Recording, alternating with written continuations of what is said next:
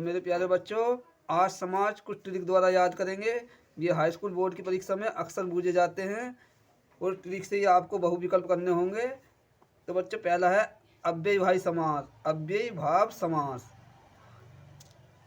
इसकी पहचान देखेंगे। इसकी पहचान में पहला ये सोचेंगे कि इसका जो पहला पद होता है वो मुख्य होता है। जो पहले इसके दब टुकड़े करके देखते हैं तो जो पहला पद होगा वह मुख्य होता है, तथा वह अव्यय भी होता है। ये भी ध्यान रखना, वो पहला जो पद होगा वो अव्यय होगा। जैसे हम उदाहरण लेते हैं भरपेट। भरपेट में पहला भर शब्द है। भर जो है मुख्य शब्द है। इसका अर्थ है जिसका पेट भरा हो, जिसका पेट भरा हो। तो पहला ही पद मुख्य है, पेट भरा हो।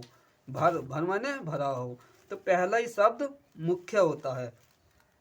तो वहाँ अव्ययीभावी समास होता है। जैसे दूसरा समास देखते हैं, द्वंद्व समास। द्वंद्व समास की पहचान देखेंगे। द्वंद्व समास के 90% शब्द एक दूसरे के विलोम होते हैं। कुछ ही शब्द ऐसे जो विलोम नहीं होते हैं, नहीं तो द्वंद्व समास में कुछ ये 90% शब्द एक दूसरे को आपको ये देखने को मिलेंगे कि वो एक दूसरे के विलोम ही होते हैं। जैसे माता पिता, दिन रात, राजा रानी। दूसरी इसकी पहचान है कि लगभग 95% शब्द ऐसे होते हैं जिनमें योजक चिन्ह लगा हुआ होगा। योजक चिन्ह अवश्य लगा हुआ होगा। इन शब्दों में पहचान करने के लिए देखेंगे योजक चिन्ह लगा हुआ होगा।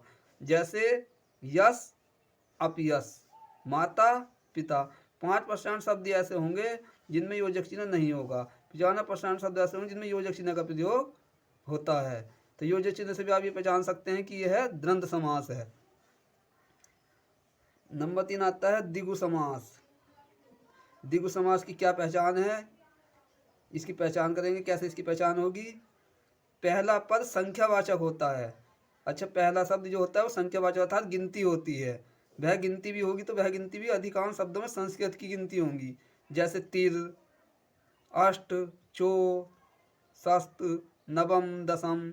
इस तरह से संस्कृत की गिनती होती हैं। तो पहला जो शब्द होगा, पहला जो पद होगा वो संख्या होगी। जैसे चौराया, 4 रास्तों का समूह।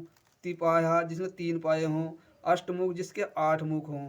ठीक है, अष्ट ये संस्कृत का 8 है, तिपा ये 3, ये चो 4। तिरमुख, त्रिभुज, त्रिभुज त्रिभुज में 3 भुजा होती है। तिर माने 3, जिसकी 3 भुजा हों। तो जिसका पहला पद संख्यावाचक होता है वहाँ द्विगु समास होता है। कौन समास होता है? द्विगु समास। फिर आता है बहुव्रीहि समास। बहुव्रीहि समास की पहचान क्या है? इसकी सबसे अच्छी ट्रिक ये है कि ये बहुव्रीहि समास में आते हैं ये शब्द, ये जो इसके शब्द बने होते हैं वे संसार में बहुत सारे नहीं होते हैं। लगभग दुनिया में वो एक ही चीज़ पैदा हुई है, एक ही हो सकती है। तो ये सोच लो, थोड़ा सा ये ट्रिक लगाओ, वे बहुत सारे दुनिया में न हों। जैसे दशानन, 10 प्लस आनन अर्थात रावण। दुनिया में रावण एक ही है। नीलकंठ, नीलकंठ नीला है कंठ जिसका अर्थात शंकर भगवान। ठीक है बच्चों, तो 60% भगवान के नाम पर होते हैं। ये बात भी ध्यान रखनी है। कम से कम 60-70% शब्द जो होते हैं वे भगवान के नाम पर ही बने होते हैं। इसमें बहु का मतलब होता है बहुत सारे न हों। नंबर 30 ट्रिक में है बहु का मतलब बहुत सारे न हों, जो इस संसार में बहुत सारे न हों। फिर आता है कर्मधारय समास। पहला पद विश्लेषण होता है। कर्मधारय समास की पहचान क्या है? पहला पद विश्लेषण होता है।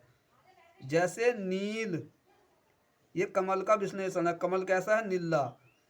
नील गाय, गाय कैसी है? नीली। तो ये पहला पद क्या है? विश्लेषण है। ठीक है, तो बस ये ध्यान रखना, पहला पद कर्मधारय में कौन सा होता है? विश्लेषण होता है। तो जिसमें पहला पद विश्लेषण हो वहाँ कर्मधारय समास होगा। छठा देखेंगे तत्पुरुष समास। द्वितीय पद प्रधान होता है।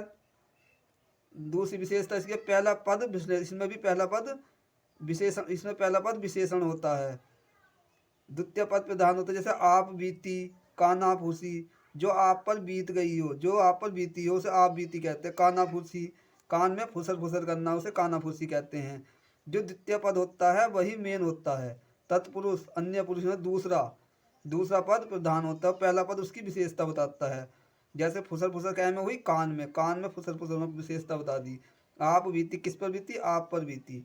तो ये तत्पुरुष समास हुआ। कौन सा समास हुआ? तत्पुरुष। मेरी वीडियो आपको कैसे लगी कमेंट्स बॉक्स में जरूर बताएं।